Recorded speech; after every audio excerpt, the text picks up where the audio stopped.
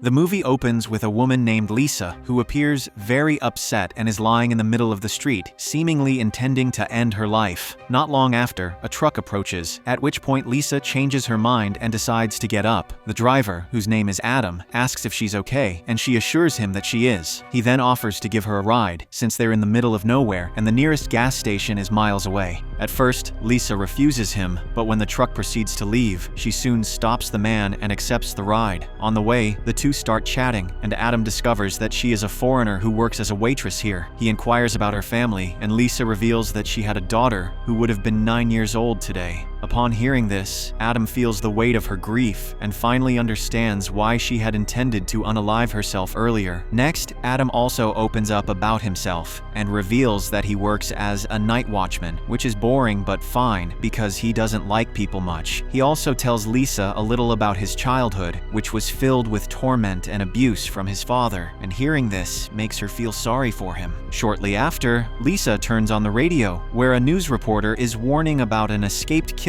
who has already murdered 2 people today. The reporter mentions that he's a white male, drives a brown truck, and has a distinctive tattoo of a cross on his right hand. Upon hearing this, Lisa notices Adam's hand and is filled with horror to see the exact same tattoo. Before the poor woman can react, a bright light flashes in front of them. Adam then slams on the brakes and pushes her head into the dashboard, knocking her unconscious. In the next scene, Lisa wakes up and realizes she's inside a small cubicle with strange lights flickering on the walls. There appears to be no way out, and she notices a peculiar device strapped to her wrist, glowing with a yellow light. The panicked woman screams and claws at the walls in a desperate bid to escape, but her efforts are futile. Soon, a door slides open, revealing a narrow tunnel beyond, so she crawls into the passage just as the door shuts behind her. At this point, the device on her wrist sounds a loud alarm, and a timer appears, counting down from 11 minutes, but she has no idea what it means. With no other option, Lisa moves cautiously through the cramped tunnel while she hears disturbing noises in the distance. She soon finds another opening, only to discover that the next passage is even tighter than the previous one.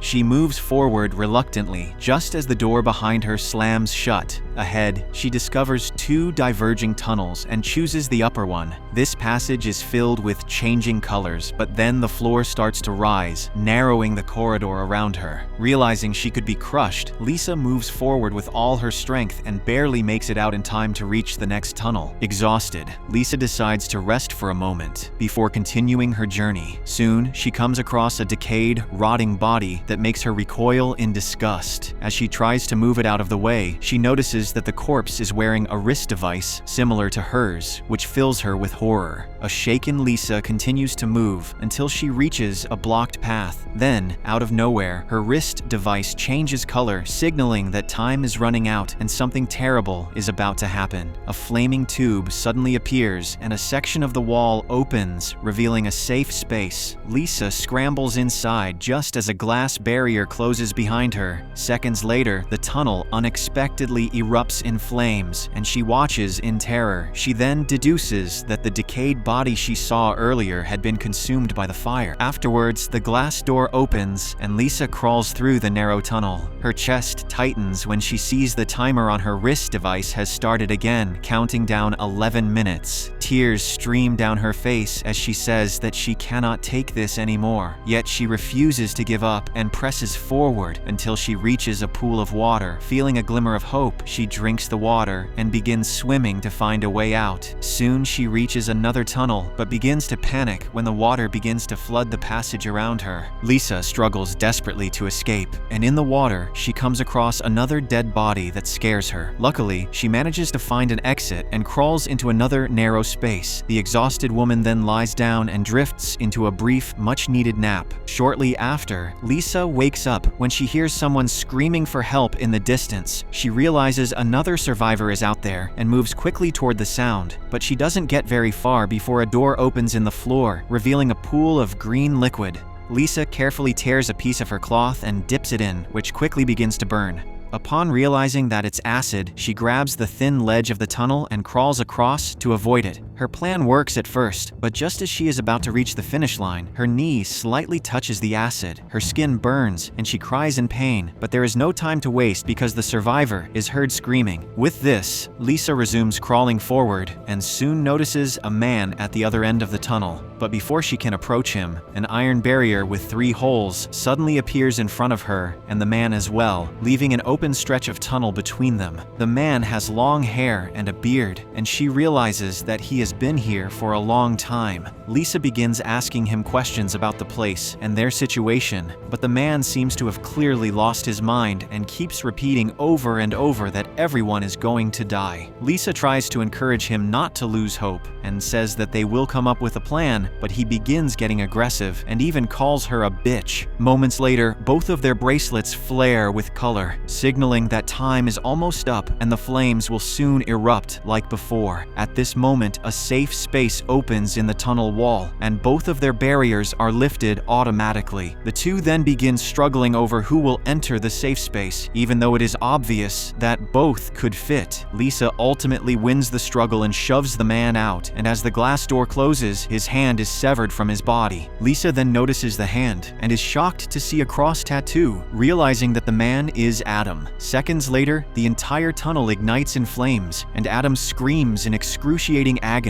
before dying. In the meantime, an exhausted Lisa also passes out, and when she wakes up, she finds herself in the same safe space. Then, to her shock, a skull attached to a mechanical tentacle appears from the ceiling. Lisa worries that it is trying to hurt her, but surprisingly, the skull begins healing her knee wound. Lisa is surprised by the kindness of the machine and realizes that whoever is doing this doesn't want her to die. The skull then suddenly pulses out a tube from its mouth, which it connects with Lisa's suit. As a result, she begins to recall the memory of when Adam was trying to attack her in the truck back then. He had even stabbed her, causing her to fall from the car right when a strange light appeared in the sky. Moments later, the glass door opens and Lisa exits with Adam's hand. She examines the hand and notices 3 markings: a diamond, a cross, and a diamond beneath the wrist device attached to it. Before she can figure out what is happening, a spinning blade appears in front of her, filling her with horror. The panicked woman hurls Adam's hand at it, and it is quickly crushed by the blade. Lisa then hurries away, while the blade rapidly lashes toward her. But before it can cause her any damage, she narrowly escapes into a tunnel above. Lisa then breathes a sigh of relief, but it doesn't last long when, all of a sudden, a zombie-like creature crawls into the tunnel with her and lies still behind her. It only reacts when Lisa moves, which makes her realize that the zombie is blind. However, the terrified woman panics and quickly crawls through the tunnel, while the zombie also begins rapidly following her. It seems like all is over for our protagonist, but at the last moment, she manages to escape by slipping through a narrow path. The zombie also follows her, but its body is too huge, making it unable to pass through and pursue her. We then notice that the zombie appears human but badly burned, with white, glossed-over eyes and a missing arm, hinting that it could be resurrected Adam. Next, the timer on Lisa's wrist device starts again, which sends her into a panic mode. She comes to a section with 2 tunnels to choose from, leaving her confused. She then tries to recall the markings on Adam's arm to work out which one to take. After much deliberation, Lisa chooses the left tunnel and soon hears her daughter's voice, which excites her. She follows the sound and arrives at a bright room where she sees hundreds of memories from her entire life. She notices her dad and her childhood self, which makes her very emotional. Moments later, Lisa sees a memory of her daughter, Nina, which instantly brings tears to her eyes. She watches in horror as Nina climbs a window, then falls and tragically loses her life in an instant. The sight hits Lisa like a ton of bricks, and she breaks down and apologizes to her daughter for not being there to save her. While she's completely lost in her grief, she notices the zombie once again appear above her and try to descend slowly into the room. With no other choice, Lisa begins running away again and soon notices a bright, cloudy sky at the end of the tunnel, giving her a flicker of hope. She desperately crawls forward, but soon comes across a section where the tunnel is lined with razor-sharp wire. Lisa is left horrified and notices the zombie closing in, putting her in a desperate situation. She decides to take the risk, forcing her way through the wires and severely injuring herself, while her wrist device warns her that time is running out. Unfortunately, even though the escape is literally only a few feet away, a badly injured Lisa cannot move, and right then, a safe space opens again on the wall, but the zombie quickly gets there, after which the glass door closes and the flaming tube appears. Lisa realizes there is no way out for her, so she closes her eyes and prepares to die, but just before the flames hit, the floor unexpectedly opens up and she falls to safety before passing out. In the next scene, Lisa wakes up in a cubicle and is shocked to realize that this is the same place where she first woke up. She then has a grim realization that there is no way out of this place and that she's going to die here. Weakly, Lisa writes the symbols she had seen on Adam's arm in blood on the wall and tries to make sense of it. Just then, the skull attached to a mechanical tentacle appears again and tries to heal her wounds. But she stops the machine, saying that she doesn't have the strength to go on any longer and wants to die in peace. Upon hearing this, the skull agrees and pulls out an injection with its mouth, probably filled with poison. It decides to inject Lisa to give her a less painful death, and she begins wiping the symbols from the wall. Lisa is then shocked to realize she has only partially erased the symbols, and they were not 2 diamonds and a cross, but 6 arrows indicating directions to take. The skull is about to inject her, but Lisa quickly stops it, saying she hasn't given up yet. The skull then heals her wound, after which Lisa is filled with determination and sets out again. This time, she passes each obstacle with ease, having already been this way before. Shortly after, Lisa comes across the green acid again and uses it to melt her bracelet. Once it's off, she notices markings on her wrist, 2 crosses and a diamond, which show her which way to go. The hopeful woman then continues on her journey and soon reaches a point where she must choose between left and right. This time, she follows the markings on her hand and takes the right path. But seconds later,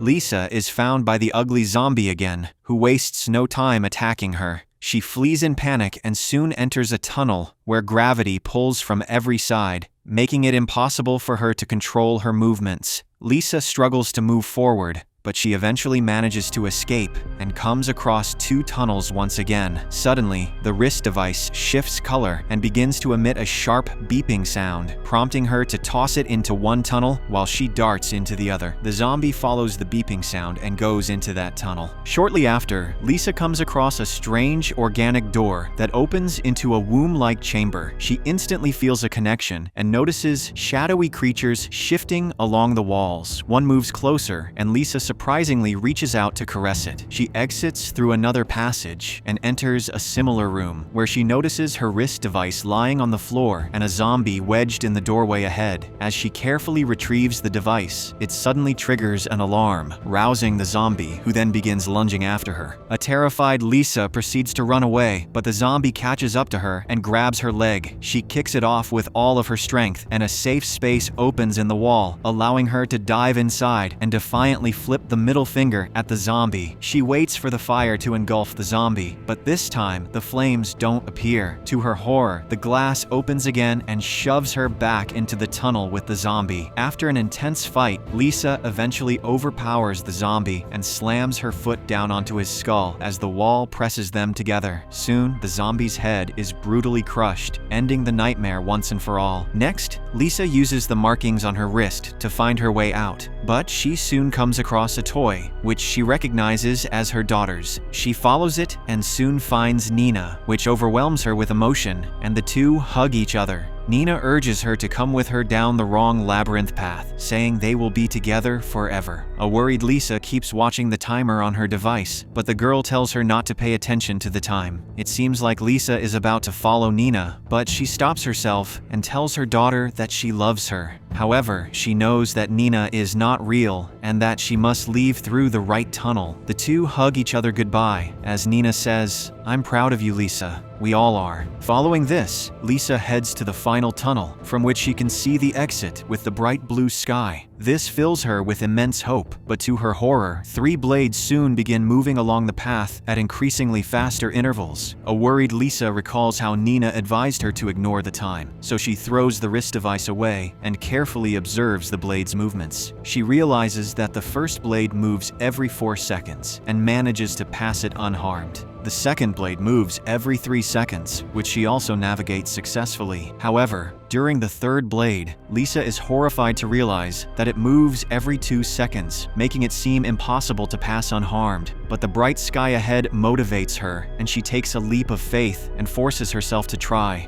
She almost makes it, but her foot is severed in half, causing her to scream in agony. Despite the pain and loss of blood, Lisa pushes through and crawls toward what she thinks is the exit, only to realize that it's merely a screen showing a video of the sky. Just then, the tunnel begins to fill with the flaming tube, and Lisa begins to cry, saying she did everything that was asked, not knowing she never had any chance of survival. At last, she resigns herself to death and loses consciousness from blood loss. Then, in a shocking twist, the ceiling opens above her and she starts to float toward a radiant light. In the final scene, Lisa wakes up outside on a rock under a bright blue sky. She examines her wounds and is surprised to see that she has fully healed, even her foot. She looks around and is struck by the breathtaking scenery, with a beautiful waterfall nearby. Moments later, Nina appears, and Lisa anxiously asks if she's dead. Nina tells her mother that her body died many times, but she is safe now and has nothing to fear. Lisa asks what she is supposed to do, and the girl simply responds, "Live."